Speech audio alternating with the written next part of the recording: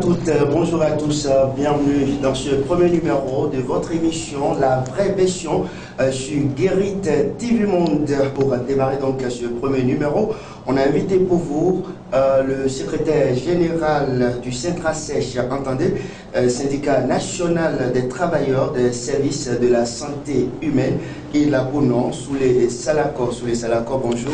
Bonjour, monsieur le journaliste. Merci d'avoir accepté notre invitation. Les syndicats du domaine de la santé ont finalement levé leur motion de grève après la rencontre avec le chef de l'État et le point à leur base. Comment appréciez-vous cela, monsieur Soumessa?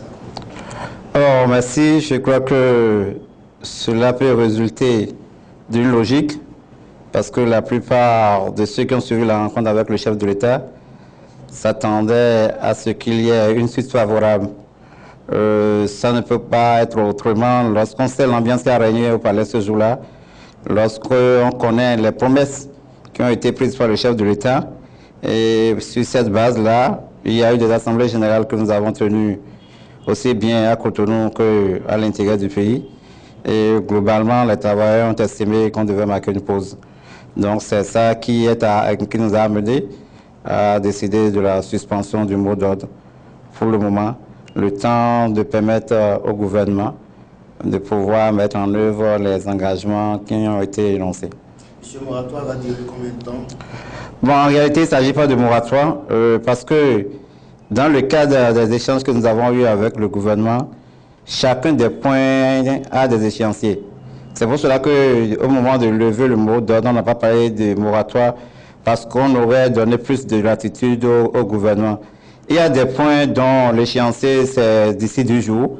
La question de la prime de motivation pour laquelle on a dit qu'on va nous payer un tiers, le délai, c'est la fin du mois de novembre. Donc, dans quelques jours, il y a d'autres avantages que nous devons constater d'ici 2 semaines, 3 semaines.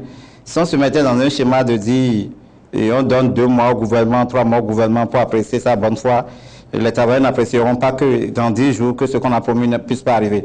Donc, pour nous, nous allons commencer par évaluer ce que le gouvernement a dit à la fin du mois de novembre. Est-ce qu'on avait besoin d'attendre ou d'utiliser ce moyen avant d'obtenir gain de cause? Bon, je crois que Il y a eu beaucoup de morts dans nos hôpitaux. Beaucoup de morts, c'est ce qu'on rappelle chaque fois qu'on parle de grève dans le secteur de la santé.